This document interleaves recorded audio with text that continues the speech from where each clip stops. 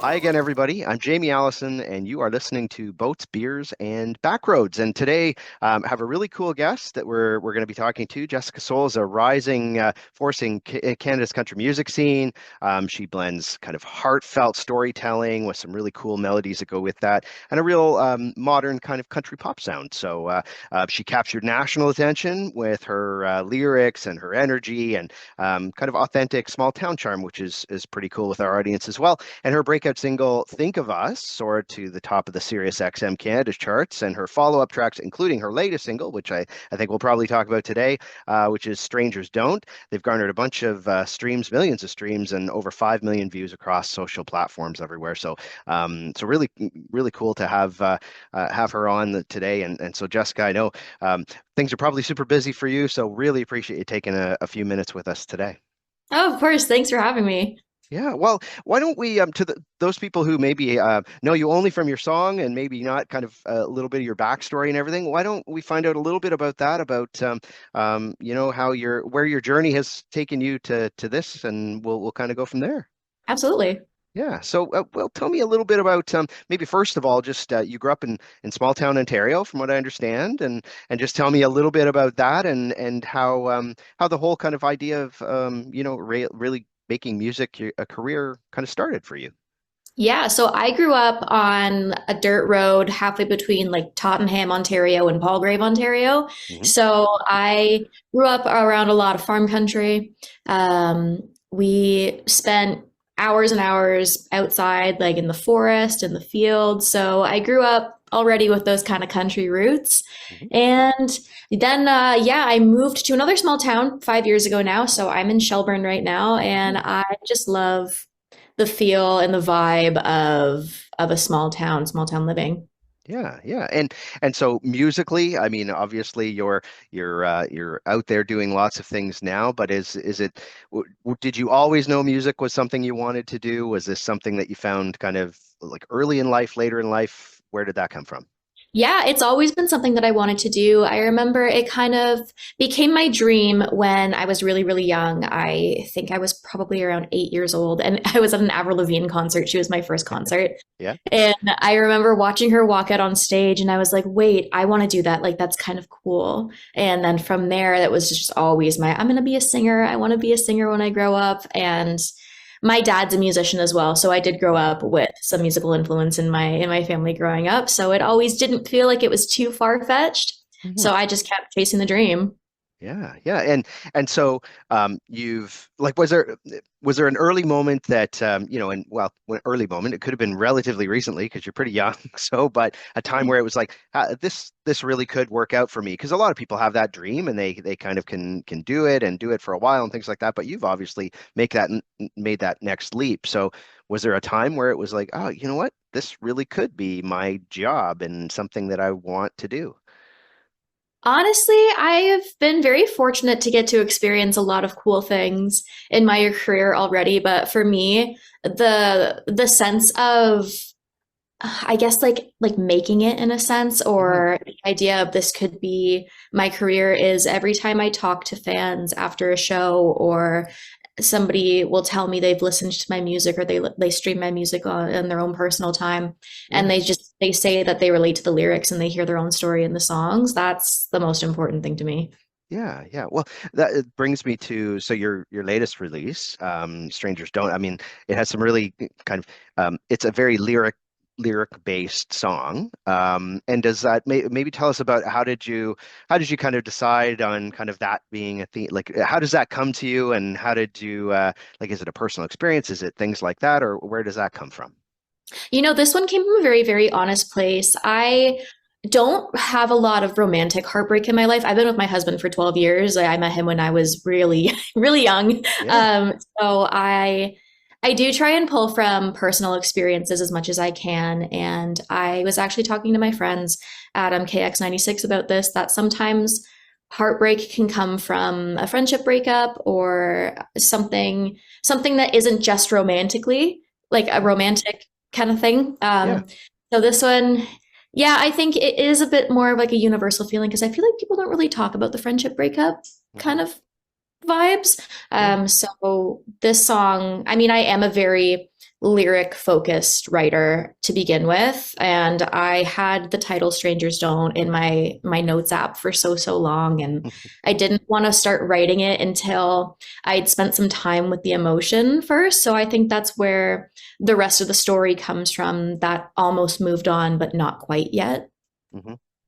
And how, I mean, it's early, but have you seen a lot of reaction to the song so far? I mean, it is something that I'm sure is very relatable to a lot of people. Have you seen that connection happening so far?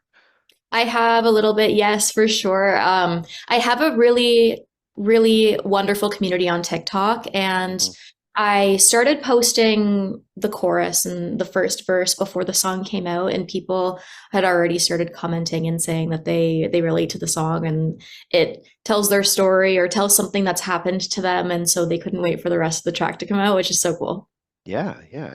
And you've I mean, because you've been doing this for a while, you've played at everything from, larger venues to I'm sure smaller kind of things as well. What's the difference for you? Like what's the difference between playing in front of 30 people and playing in front of like 3,000 people? What's the difference from your perspective, and is there one you prefer? I mean, I'm sure the having more is nice, but even just kind of connecting with the audience is probably different. Yeah, there's nothing like connecting with an audience that's super into the show that you're putting on. I remember I played Mount Forest Fireworks Festival a couple of years ago, and I headlined it, and there was a group of younger girls that were there, and they stayed for a good amount of my set, even though there were so many, like there's the fair rides and there's food Sure. and there's like I'm sure they're all of their friends were there from school and stuff too. And Yeah. they stayed and they watched the show and they came up to me after, and it's really cool to see the impact that live music has on communities in small towns. I do love going around to small towns, but then I also do love, like, I love playing the CNE in Toronto. I played a Yeah. couple of times now, and it's very cool to go to the big cities too. Yeah, yeah. Well, and that's so with social media, you talked about you have a big community on TikTok, you have a big following. What's that like? Because it is different for artists nowadays, that it's not just about the music, it's not just about this how you grow a lot of that. You become a content creator as well. So what is that like, having to manage those two things, one being an artist and then the other having to almost do that marketing component that is content creation too? I feel like there's kind of two different like feelings that go into that, because I know a lot of artists that don't love to do the content online and the filming. I understand it does take up a lot of time, but personally, I love it. I have I have a background in like the social media marketing thing, so it took a couple of years, but I feel kind of comfortable talking to a camera, and it's just like me and the camera, or even in public, I've kind of worked through that initial like, oh, this is kind of awkward thing. Yeah. But I love it. I love posting on TikTok and Instagram. I feel like I call myself chronically online. But like I love connecting with people. I love making them laugh, and I don't know. It's just it's fun for me. I do really like it. Yeah. Do you find, because there is the community of people that go to a concert and listen and or have heard something on the radio and listen, do you find that it has created, does it open doors, I guess, that you might not normally have by being so present on social media? I'm sure, yeah, I'm sure that it does. I mean, I've met so many wonderful people through the power of social media. So even just that alone Hmm. is super cool. And yeah, being able to connect with people through a screen is awesome. Yeah, yeah.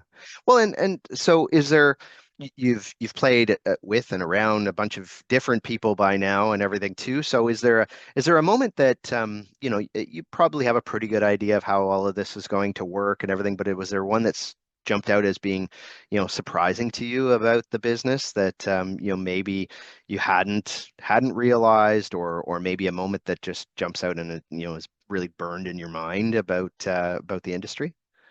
Yeah, actually, I do remember right before my first release came out, I was a little bit nervous because I had never released music in the country, like Canadian country scene before. So I really Okay. wasn't sure how it was going to be I guess like I wasn't really sure how it was going to be taken by other people. And I was nervous that there was going to be like, I don't know how to explain it. I guess I was just like a bit of that imposter syndrome of, oh, like I don't belong here kind of thing. And what if the community doesn't like embrace me? Hmm. And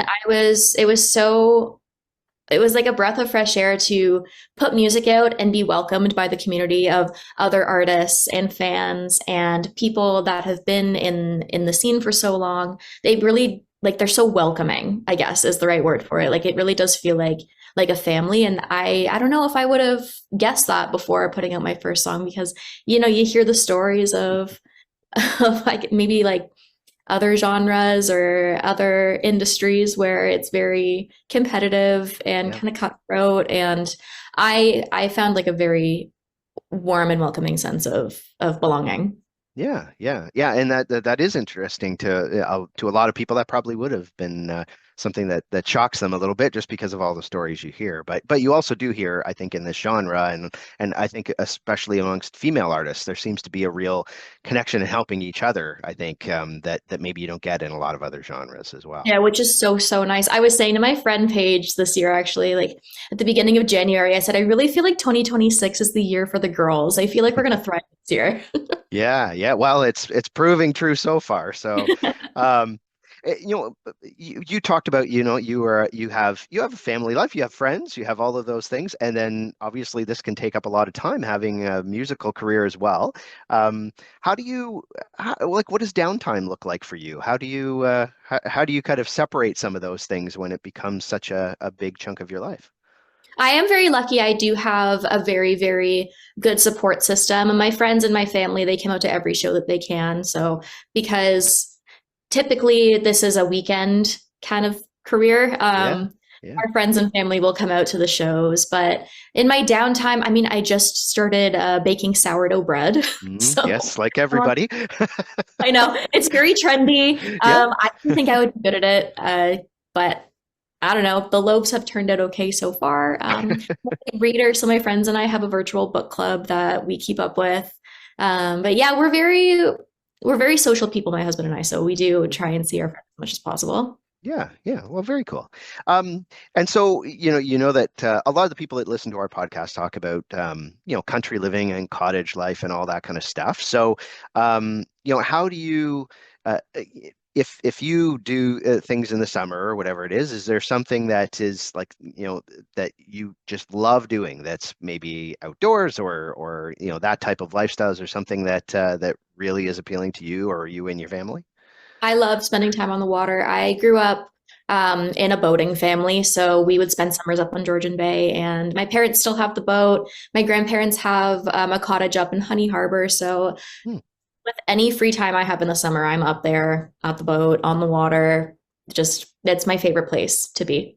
Yeah, yeah. And I guess you get a lot of kind of stuff where you're now in the city and country and things like that. Is it do you find in the genre that you're in, do you find kind of in the cities now it's just as passionate about the music as it might have been before? Because I know that shifted a lot as well, and what kind of is really on trend in city bars and things like that now too. So Yeah, it's really cool to see how popular country music has become, not only as a genre, but like in fashion and mm, in TV. And there's a couple of new. I remember when I was in college, there was only one or two country bars in Toronto, and now I think there's quite a few, which is mhm. amazing to see. And country festivals are just doing so, so well, and it's so cool to see such a big part of the population being so perceptive towards country music because at the end of the day,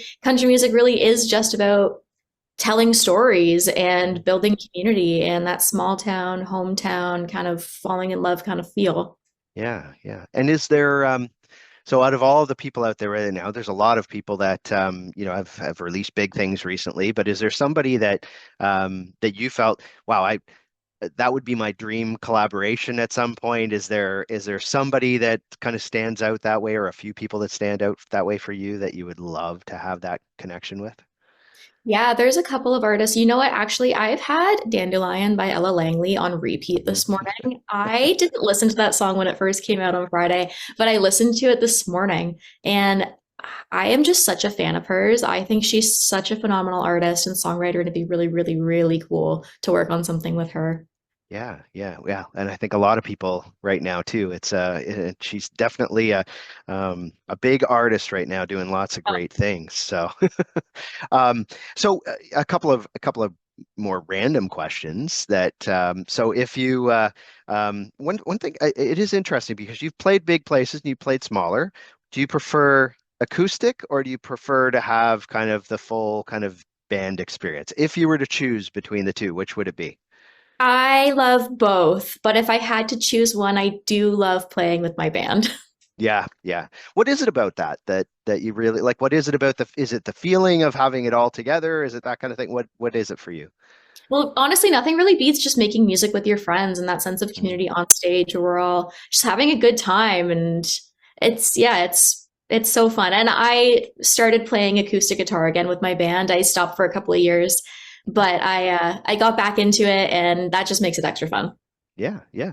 And how about you know, obviously it probably might be a similar thing, a loud festival crowd, because if you're doing festivals, you know they've become very big now, and so you're probably getting exposed to a lot of different people at those. That or or kind of a small campfire thing, if you had your druthers, would it be the larger thing on that as well? I don't know because I haven't played a lot of the big festivals in Mhm. Canada, which is Yeah, on my bucket list. There's a couple that yeah, I'm like, I dream to play those stages. sure. Um, but I do love a campfire. Like nothing really beats that one. Yeah, yeah.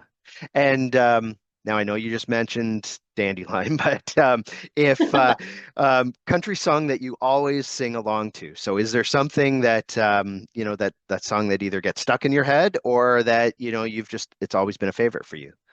God, one of my favorites is The House That Built Me by Miranda Lambert. That Oh, song really hits you in the feels. yeah, yeah.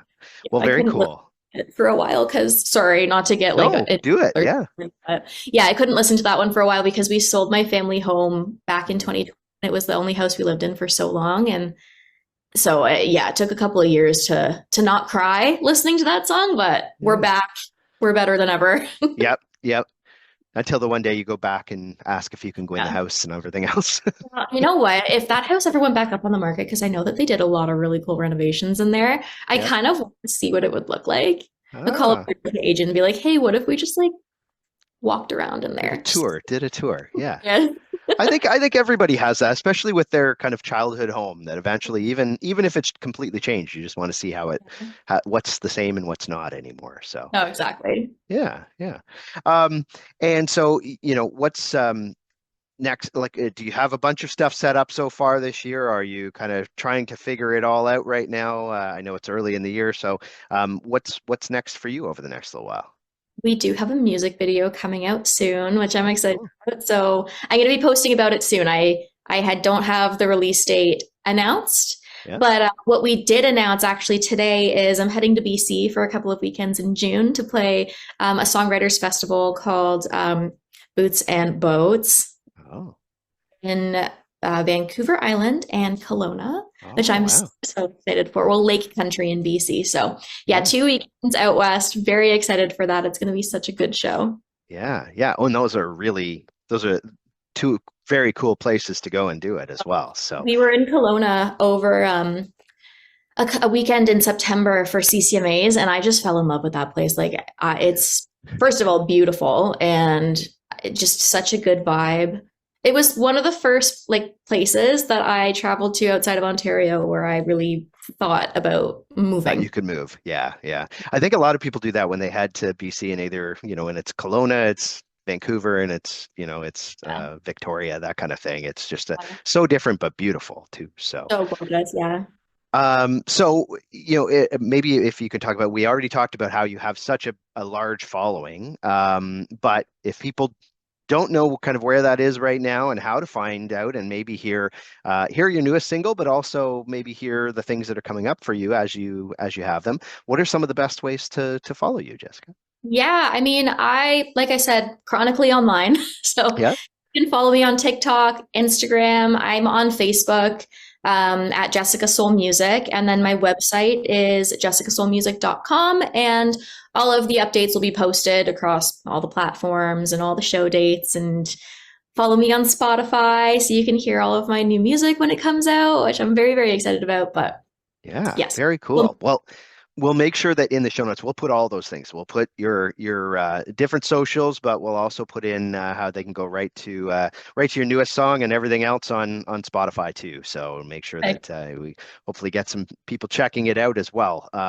But great new song. So it's I was playing it with my daughter at the time too, who's probably also some of those people that are going to see you and everything at the time, and she just absolutely loves it. So. I will tell Um, her I say thank you so much. I will do that. I will do that. So, yeah, again, anybody else too, if you haven't hit subscribe on the podcast, do that now. We have great people every week, just like Jessica. And again, really cool to be able to have you on and talk a little more about what's behind some of those things when you listen to the music. But hopefully, we'll be able to catch you out at some of the festivals or different places playing over the next little while. And as we head into summer, which hopefully comes soon, it's been a little bit Oh my gosh, I heavy know. winter right now, so it I doesn't feel did like it's hear any time. that Wired Willie the groundhog predicted an early spring, so Yeah. Yeah, hopefully I that's hope he's right on that. right. Yeah, this is the first time where I was like, I don't know, but Yeah, I but don't know if I trust him this year, but no, maybe we'll not. see. But we'll see. Hopefully, you can be positive thinking about it. So, but yeah, again, thanks very much, and we'll talk again soon. Absolutely. Thanks for having me. Okay, thanks, Jessica, and everybody else. We'll again talk again soon on Boats, Beers, and Backroads on the next episode. Talk to you later.